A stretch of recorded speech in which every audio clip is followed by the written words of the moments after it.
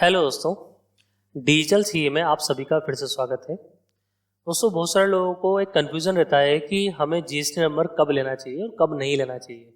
यानी कि सर हम नया नया कारोबार शुरू कर रहे हैं अभी, तो क्या हमें कारोबार शुरू करने से पहले जीएसटी नंबर लेना चाहिए, या हमारा काम चल जाए आगे तब जीएसटी नंबर लेना चाहिए, या सर हम ऑनलाइन काम कर रहे हैं तो जीएसटी नंबर लेना ज़रूरी हो जाएगा हमारे लिए, या हम कोई सर्विस प्रोवाइडर हैं या माल बेचने खरीदने वाले हैं, या हमारा और कोई भी काम हो सकता है। तो हमारी जो वीडियो है वो इसी रेफरेंस में है, आपको पूरी बात बताएंगे इसमें कि कब आपको जीएसटी नंबर लेना चाहिए और कब जरूरत नहीं होती जीएसटी नंबर लेने की, पूरी बात बताएंगे। तो चलिए शुरू करते हैं हमारा वीडियो।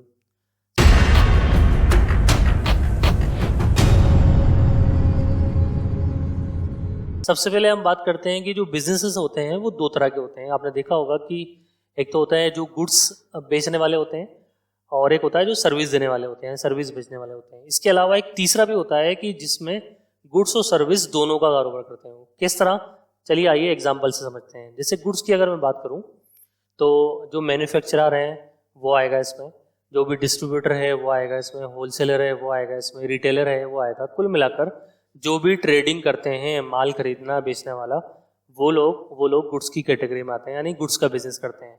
तो उन लोगों के लिए जो जीएसटी की जो लिमिट है, यानी कि कब उनको जीएसटी नंबर लेना है, तो 40 लाख रुपए अगर एक साल में 40 लाख से ऊपर हो जाते हैं, 1 रुपया भी, तो उनको जीएसटी नंबर लेना कंपलसरी हो जाएगा। अगर 40 लाख से कम रहता है तब कोई दिक्कत नहीं है, या 40 लाख रुपए तक भी रहता है तब भी कोई दिक्कत नहीं है। 40 लाख 1 रुपए भी हो जाएगा तो जीएसटी नंबर लेना उनके लिए कंपलसरी हो जाएगा। अब इसी तरह सर्विसेज के केस में बात करते हैं। सर्विसेज क्या होती है, जैसे कि कोई प्रोफेशन है, जैसे डॉक्टर हैं, वकील हैं, इंजीनियर हैं, इसी तरह कोई जॉब वर्क करता है, कोई काम करता है, कमीशन एजेंट है, कोई टीचिंग का काम करता है, ट्यूशन मतलब कोचिंग क्लासेस वगैरह, या किसी भी तरह सर्विस प्रोवाइड कर रहा है, तो उसके केस में गवर्नमेंट ने जो लिमिट दे रखी है वो 40 लाख की रहेगा, 20 लाख की लिमिट है। मतलब अगर आपका टर्नओवर यहाँ पर 20 लाख से क्रॉस कर जाता है तो आपको जीएसटी नंबर लेना कंपलसरी है। अगर 20 लाख रुपए तक रहता है आपका साल भर का काम, तब आपको कोई दिक्कत नहीं है, आप जीएसटी नंबर लिए बिना भी काम शुरू कर सकते हैं। अब उस केस में जहां मान लीजिए गुड्स और सर्विस दोनों हैं तो क्या होगा, तो उस केस में मैं एग्जांपल बताता हूं। जैसे कि रेस्टोरेंट है, वहां आपको सामान भी दिया जाता है, मतलब खाने का सामान भी दिया जाता है, और सर्विसेज भी होती है उनकी कैटरिंग की। वर्क्स कॉन्ट्रैक्टर है, आपको मतलब वो मटेरियल भी देगा लगा के और अपनी सर्विसेज भी देगा। डॉक्टर है, वो आपको कंसल्टेंसी भी देता है और दवाइयाँ भी देता है। तो ये वो सारे बिजनेसेस हैं जहाँ पर गुड्स भी और सर्विसेज भी, मतलब मिक्सचर है। तो मिक्सचर के केस में कुल मिलाकर सेल और सर्विस दोनों होती है। मिक्सचर के केस में भी गवर्नमेंट की जो लिमिट है वो 40 लाख की है, ना कि 20 लाख की। आपने 3 चीज़ों में एक बार देखा होगा कि इससे पहले जो स्लाइड आई थी उसमें 40 लाख पे स्टार लगा हुआ था, 20 लाख पे स्टार लगा हुआ है, यहाँ भी 40 लाख पे स्टार लगा हुआ है। तो ये जो स्टार है, इस स्टार का क्या मतलब है, ये बहुत ज़्यादा इंपॉर्टेंट चीज़ है। तो आप वीडियो को एंड तक जरूर देखना, मैं स्टार का जो डिटेल है वो एंड में ही बताऊंगा। और अगर आपने इस चीज़ को स्किप कर दिया तो नुकसान भी हो सकता है आपको, ठीक है। तो एंड तक वीडियो जरूर देखिएगा। अब बात करते हैं कि जो बिजनेस चलाते हैं लोग बाग, वो किस तरह चलाते हैं। 2 तरह से चलाते हैं। एक तो ऑनलाइन चलाते हैं लोग बाग, जैसे कि ई कॉमर्स पोर्टल पे काम करते हैं, अमेजन, फ्लिपकार्ट पे, मीशो पे, या और इंडिया मार्ट वगैरह पे। एक दूसरा ऑफलाइन, मतलब जैसे दुकान खोल के बैठ गए, अपना कारोबार चल रहा है वैसे नॉर्मल, बिना ऑनलाइन के किसी भी के। और कुछ लोगों का कारोबार ऐसा होता है जो ऑनलाइन भी चलता है और ऑफलाइन भी चलता है।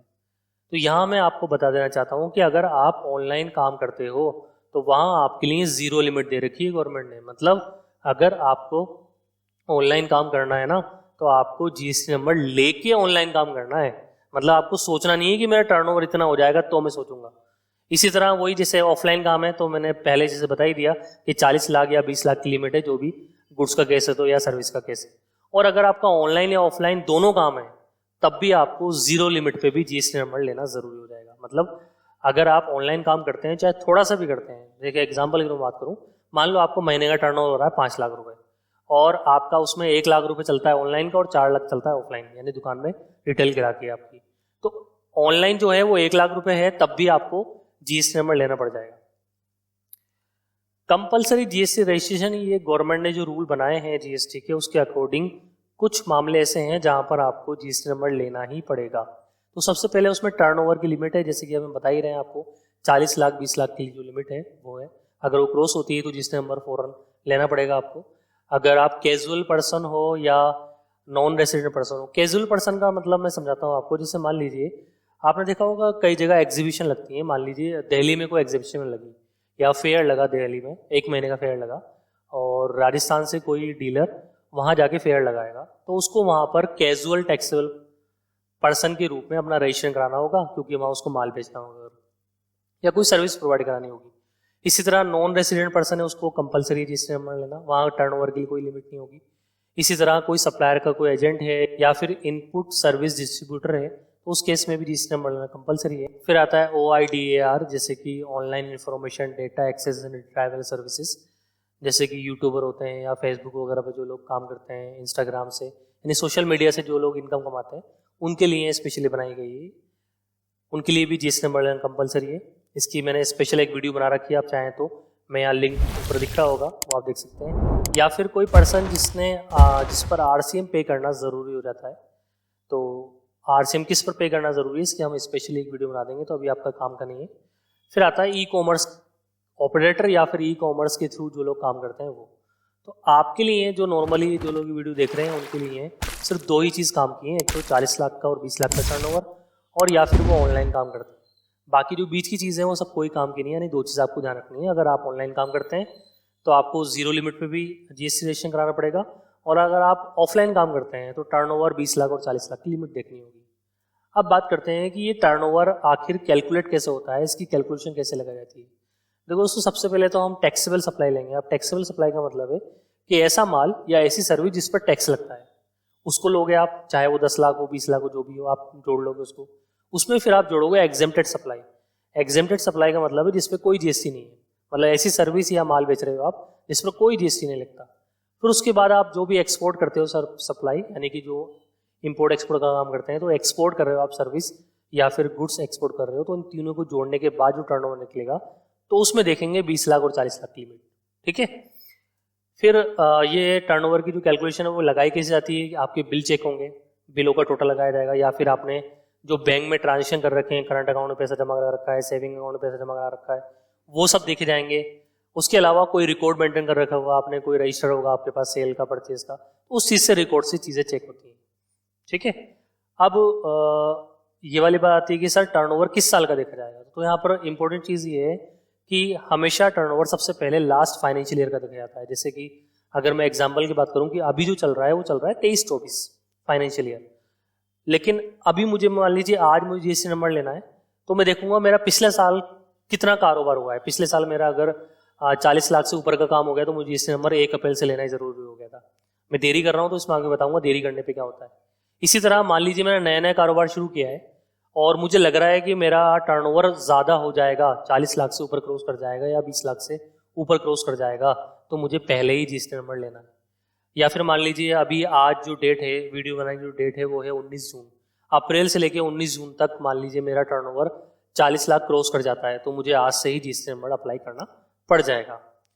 GST रजिस्ट्रेशन किन मामलों में ज़रूरी नहीं है, मैंने 2 चीज़ें ऐसी निकाली हैं कि जनरली लोगों को ज़रूरत नहीं होती कि अगर आप सिर्फ एग्जेम्प्टेड माल बेचते हो, एग्जेम्प्टेड माल का मतलब हो जिस पर कोई GST नहीं लगता, मतलब माल पे ही GST नहीं है, यानी 0% वाली जो है उसका टर्नओवर चाहे आपका 40 लाख का हो, चाहे 50 लाख का हो, चाहे 1 करोड़ का हो, तो आपको GST रजिस्ट्रेशन कराने की जरूरत नहीं है। या ऐसी सर्विस देते हैं जो फुल्ली एग्जेम्प्टेड है, और जिनका टर्नओवर 20 लाख से या 40 लाख से कम है उन लोगों को GST रजिस्ट्रेशन कराने की जरूरत नहीं है, लेकिन ऑनलाइन के केस में कराने की जरूरत पड़ेगी, ध्यान रखना है अपनी बात।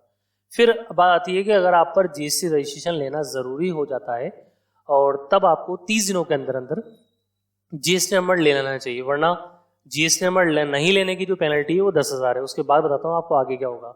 इसके अलावा जितने दिन आपने बिना GST के कारोबार किया, मतलब आपको GST नंबर एप्लीकेबल हो गया था और आप डिले करते गए 30 दिन तक तो कोई दिक्कत नहीं है, ठीक है, आप डिले करते गए और कारोबार करते रहे, तो उस दौरान जो भी माल बिका है, जो भी सर्विस दी है, जो भी पैसा आपके पास आया है, उस पर GST लगाएगी गवर्नमेंट, उस पर ब्याज भी लगाएगी और उस पर पेनल्टी भी देनी पड़ेगी आपको। ठीक है, तो अगर आप एप्लीकेबल हो गए हैं तो पहली फुर्सत में GST रजिस्ट्रेशन करा लीजिए। फिर आता है special category status in GST, वो जो स्टार वाली बात थी ना, वो यहाँ से काम करेगी। देखो दोस्तों, GST में भी जो 40 लाख की और 20 लाख की लिमिट है, इसमें भी गवर्नमेंट ने अलग अलग स्टेट में अलग अलग बनाई है। तो यहाँ मैं कुछ स्टेट के नाम बता रहा हूँ, तो पहले वो नाम देख लेते हैं। स्पेशल कैटेगरी कौन सी स्टेट की? आसाम, नागालैंड, हिमाचल प्रदेश, मणिपुर, मेघालय, सिक्किम, त्रिपुरा, अरुणाचल प्रदेश, मिजोरम, उत्तराखंड और तेलंगाना।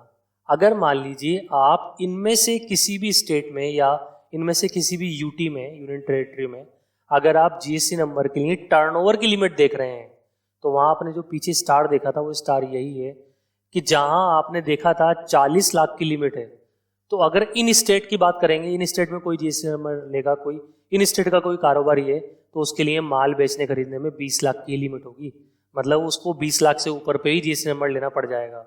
इसी तरह अगर वो सर्विस का काम है, यानी कि 20 लाख की लिमिट है सर्विस में नॉर्मल दूसरे राज्यों में, तो इन राज्यों में 10 लाख की ही लिमिट होगी। तो आपको इस बात का खास सुविधा रखना है। मान लीजिए कोई राजस्थान का आदमी है तो वो क्या करेगा साहब, वो 40 लाख की और 20 लाख की लिमिट होगी। कोई दिल्ली का है तो वो 40 लाख 20 लाख की लिमिट होगी। लेकिन कोई आसाम का है तो उसके लिए सेल के केस में, ट्रेडिंग के केस में 20 लाख की लिमिट है और सर्विस के केस में 10 लाख की लिमिट है। तो इस सब चीज़ों का आपको ध्यान रखना है। और इन सब के अलावा जो इस वीडियो में मैंने बातें बताई हैं, इसके अलावा भी अगर आपको कोई दिक्कत है तो आप हमें कमेंट करके बता सकते हैं। Thank you, thanks for watching.